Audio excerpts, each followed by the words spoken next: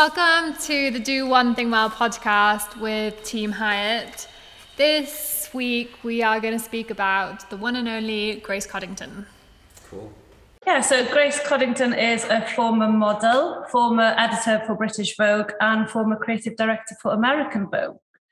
She currently contributes to both British and American Vogue. So she's best known for her romantic, fantasy-filled fashion imagery that has influenced Vogue for the past 50 years. Wow. Yeah, she's pretty incredible. Yeah, and she's still doing it at 80. Yeah, so she celebrated her 80th birthday this year. Amazing. She grew up on Anglesey in Wales. Her parents owned a hotel there. But then in 1959, at age 18, she moved to London, enrolled in a 2-week modelling school and entered and won the Vogue modelling competition. Then 2 years later, at 20, she got in a car crash with her boyfriend and lost her eyelid.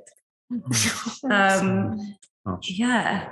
But she carried on modelling, and then at 27, Lady Claire Endlesham, the ex-Vogue director, told Grace she was too old to model, and also instead to join British Vogue as a junior editor that year. So she did that. And then at 46, she decided to leave Vogue because Calvin Klein asked her to join her in New York as the design director. So that was a big change for her. But a year later, she felt there's a lot of constraints. So rang Anna Wintour up because she had just been appointed the editor-in-chief of American Vogue. And Anna told her, come join me on my first day as my fashion director. Really? So they both actually started on the first day. Yeah, Wow. at 47. Oh, I didn't know that. Good day.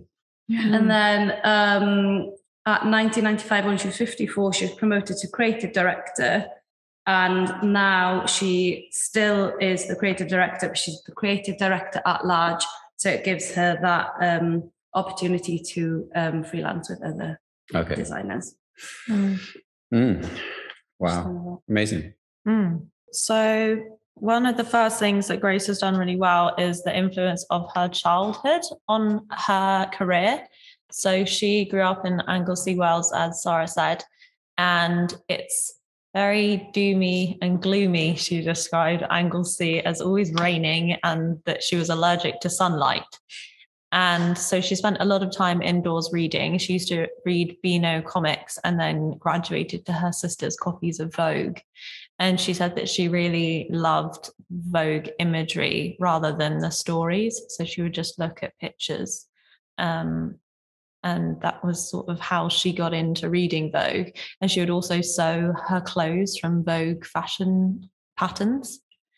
And then one of her most famous shoots for Vogue is her shoot with Annie Leibowitz, which is the Alice in Wonderland shoot. And Anna Wintour wanted to do this shoot as Mary Poppins, but Grace wanted to do it as the book her sister always used to read her, which was Alice in Wonderland. And it has now gone on to be Grace's favourite shoot. And there was like over 10 days. I mean, they had a big budget. And I mean, I look at the pictures and there's so much romance there. There's so much, I mean, like she's building stories into, I don't think of them as just photographs. She's building these incredible sets that just happen to be, sort of captured in a photograph. And I think that's one of her superpowers, I think. Yeah, because there's narrative, isn't there, which is clear from the start.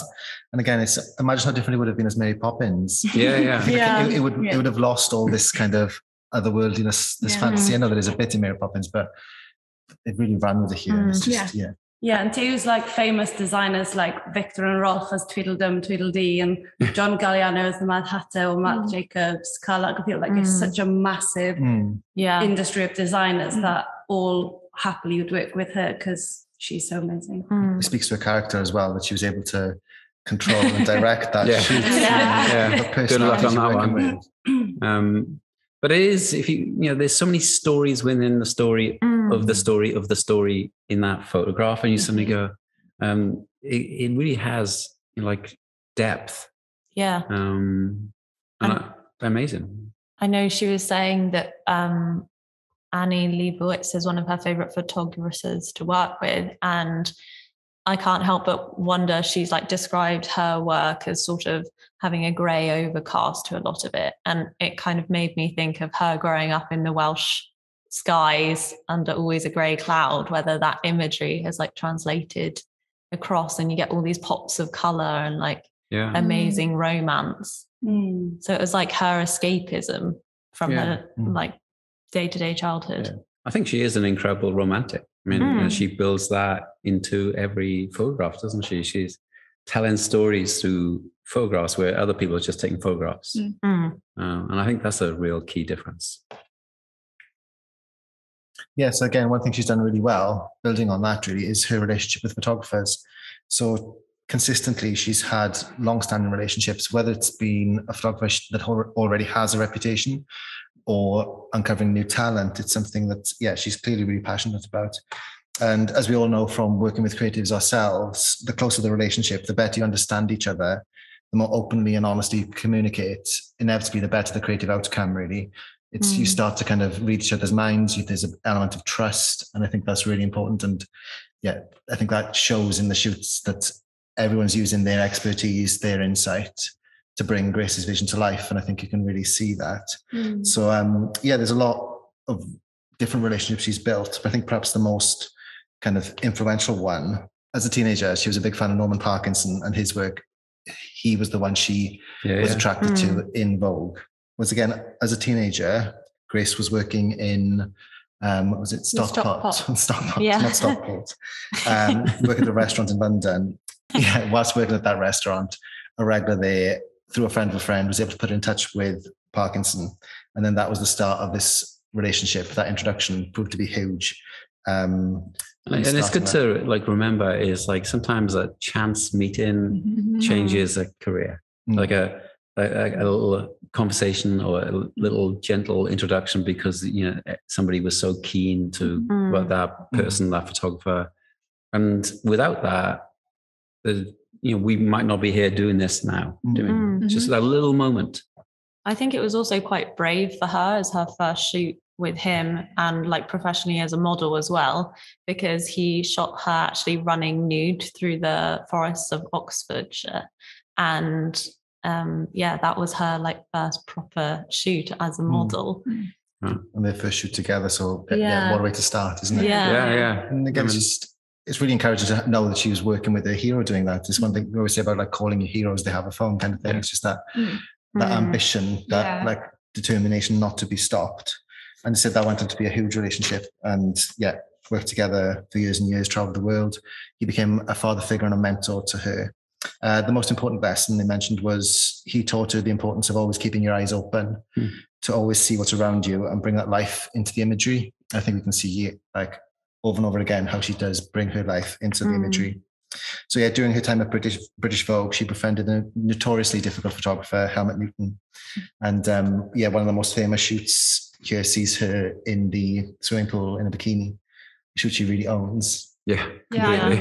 She looks very happy there. I think the amazing thing about this photo, I'm pretty sure that they were on set and she was working there and they had all these models around, and actually Helma was like, actually Grace, get into the pool, and this iconic photo was born. The thing, I mean, I guess that's what she's learned is, this thing about, like relationships in terms of photographers, because actually when you go on a shoot is if everyone's super relaxed and confident, you're going to go and get the thing that you want. But as soon as everyone's like anxious and tense and sort of micromanaging things, that's when it all goes a bit wrong. And so her fostering that relationship of trust has helped her get the photographs that she wants because everyone's super relaxed. They still got to go and do the best shot and take the best photograph they've ever done. But you don't do that when you're super anxious. Yeah, because you do see it in the imagery, don't you? If you're not relaxed, it really does come through the lens. Something we've spoken about, like when doing shoots here, where there's playing music in the background, there's a conversation that's going on, it just relaxes people. And in any ways, you're capturing energy. I'm curious on the, she'll probably say this, that actually is the better the energy, the better the photographs doing on set. I think this photo shows as well to allow spontaneity in shoots, because it's like a series. Sometimes the best shots are not planned; they're not thought through. They just happen to be there in that moment, and you go get it. The idea about keeping your eyes open. On the shoot. So she's learned that from Parkinson and carried that through. Great. I remember her saying that they went on a shoot to Russia with Jerry Hall, and it was like the first time Vogue had been allowed to shoot there. And that they got like so many spontaneous shots, and they had to smuggle some of the film back out of the country because the Russians wanted it all exposed to look at the pictures before they left, and they knew they might not like some of them, so they had to smuggle it back. That's a great story. I think there's so many stories that are real evidence that, like, she gets the photographer get them. There's that kind of relationship that they work really well together. Yeah. So then we had Bruce Weber, who's credited with modernizing her aesthetic. Weber also introducing her to American art and culture scene, which was very influential. And then going on to work with Tim Walker, who again, just the idea of thriving on fantasy, the way he does fantasy and the way they do fantasy together is just really iconic imagery. Yeah. And if you think about all those photographers, I mean, they're all like build romance into what they do. I mean, and that seems to be the thread that runs throughout this. I think Bruce Weber was also a big turning point in making her move to America as well. Yeah, no, massively influential in terms of, again, like introducing it to people like Georgia O'Keeffe and artists in America and that whole New York scene. I think he really influenced that in her. Yeah. And Bruce Weber famously would do 10-day shoots or whatever and not take a photograph for the first 6 days. So it was all about like them getting comfortable with the environment. It's great to be able to do that, actually, isn't it? It's just like, that would be beautiful. The clock's ticking. Can we get a shot, please? But I think it's that not saying old-fashioned, but that sense of charm, that sense of romance, and tenacity as well. Yeah. But I think the main thing is with the photography is, despite working on such a variety of sets with such a variety of photographers, having your own personal style, every image seems to retain that bit of grace. Like you can see, no matter what set, what location, what photographer, you can see grace in the image. And I think that's, again, iconic and what's made her so long lasting. Despite all the change in technology, her eye is still such a key thing. So Grace has quite famously been called the guardian at the gate of fashion. It's kind of, she's always had her finger on the pulse. She knows what's what. And in her heyday, she worked at a time where there was a lot more creative openness. There was perhaps less time constraints, less financial constraints. She used to love having location shoots that took 3 weeks, whereas now you might get 3 days to do them. So she has looked back and said that she realises how lucky it was, and it was kind of a time of crazy freedom. So on a shoot, you could bring in a vintage piece if it worked with everything and it really helped it. Whereas perhaps nowadays, everything has to come from the now. And she has always created timeless visions that kind of immortalise her creations as well. And I think that's been done through having that creative freedom to be able to do whatever she wanted. And quite uniquely for a woman in her position, she still dresses the models herself. She's not passing that on to anyone. She's keeping that connection. And just making it very authentic.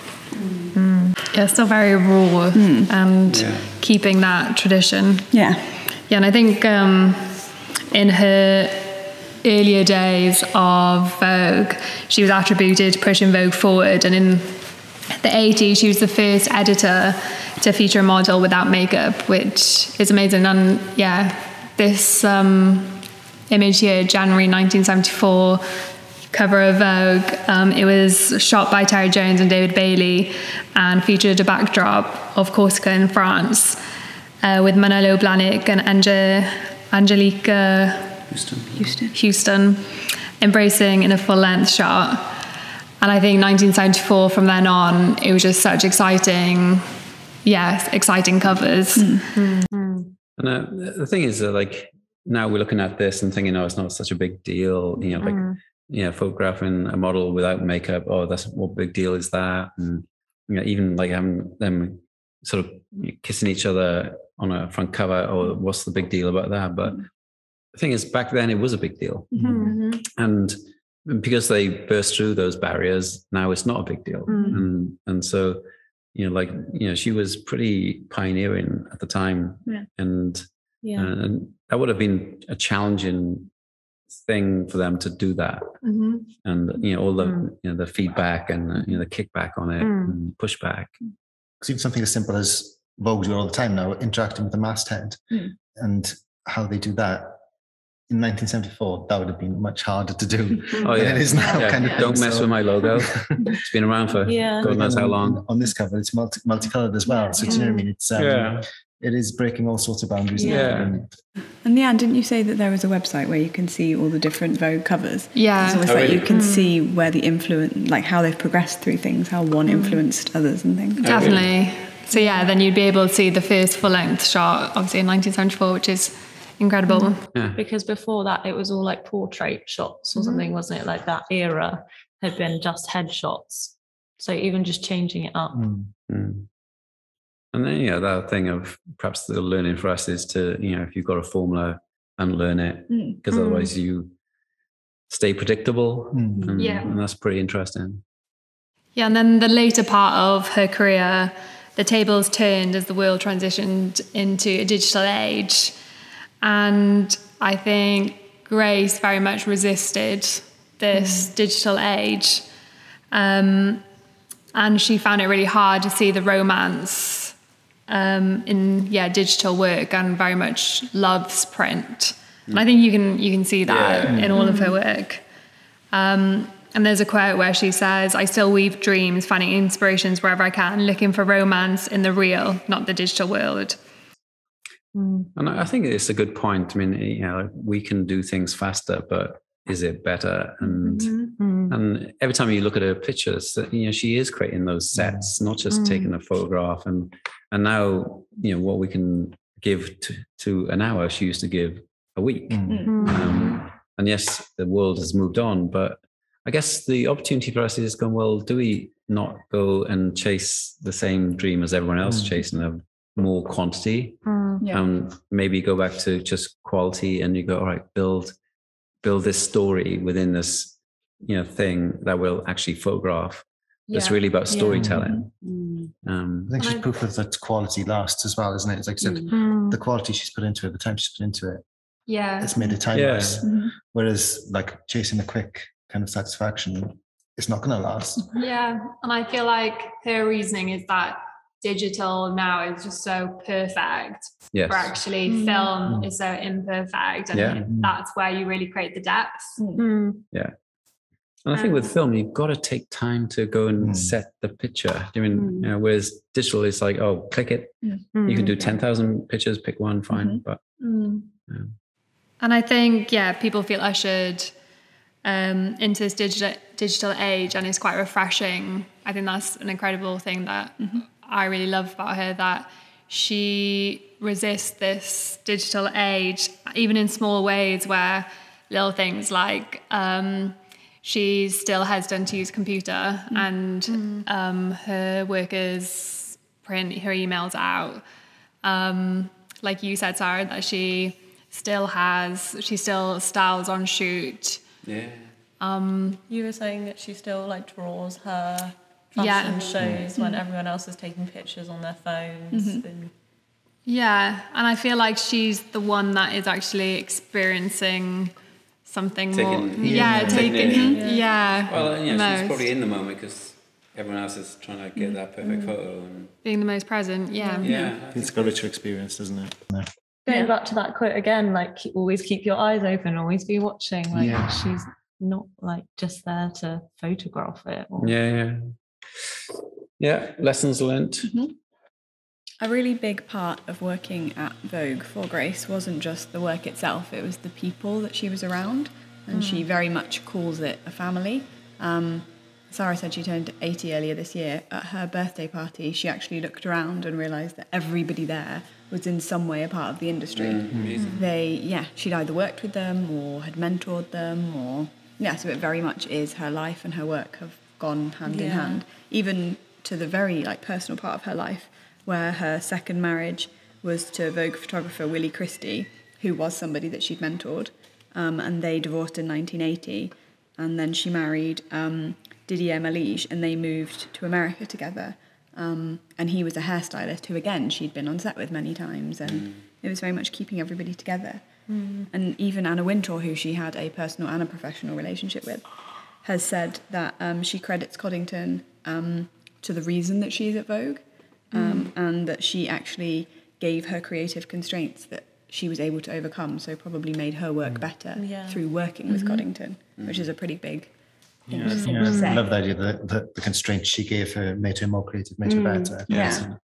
And obviously it's important to her in terms of the relationships she's formed and fostered at work, and she's obviously put a lot into her work, and that's become a second family. And the way, the relationships with all sorts of photographers and, art directors and stylists. And I actually, I think that's pretty interesting, because we do spend most time with people we work with. But I think that's a credit to her as well, for all of these people. They must spend hours working together, wanting to also spend your personal time with somebody as well. It's you really think highly of them. You think they're a good person. I think she's credited with saying something like she misses her family of people that she worked with, because now everyone's freelance, or they're coming in and they're going out. Yeah. She can't establish those relationships that she's had with these people. Yeah, and that's a pretty interesting insight. So so she's going in and actually doesn't know people.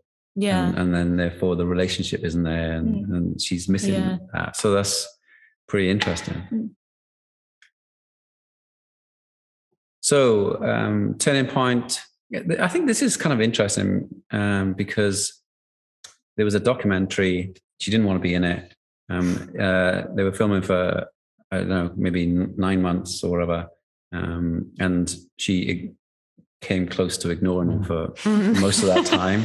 And she was told, with just 2 weeks to go, that she had to interact with them, or at least speak to them. So in those 2 weeks, they filmed her, and I think she was pretty open. I think she connected with the audience because she was really speaking about romance and emotion and the importance to her of this photograph and stuff. And in a way, she became the star of this documentary, which was called The September Issue. And even though I'd read about her, it was through that documentary that I got to know her. And that's where I really thought, wow, she's proper amazing, maverick. But it's interesting that she didn't want to do it. Yeah. She wouldn't have done it unless her boss said, you don't do it, I'll fire you again. Yeah. And it's a bit like podcasts. It's also Anna Wintour has said that Grace had to do all the press after she watched the first run through. And it's been the outcome of the film has been that people warmed to Grace's character more so than Anna's necessarily, because she was seen as so much more relatable, and people really liked Grace's character. And that really has become a turning point for Grace's career. So since that film has come out, she's released her autobiography, and they've sold the film rights to the autobiography. So we might see a Grace Coddington film soon. And she's also released a perfume with Marc Jacobs. She's released a series of books about her cats that she sketches for. And she's also worked for Tiffany's. It's really changed the dynamic of her life from previously mainly working for Vogue.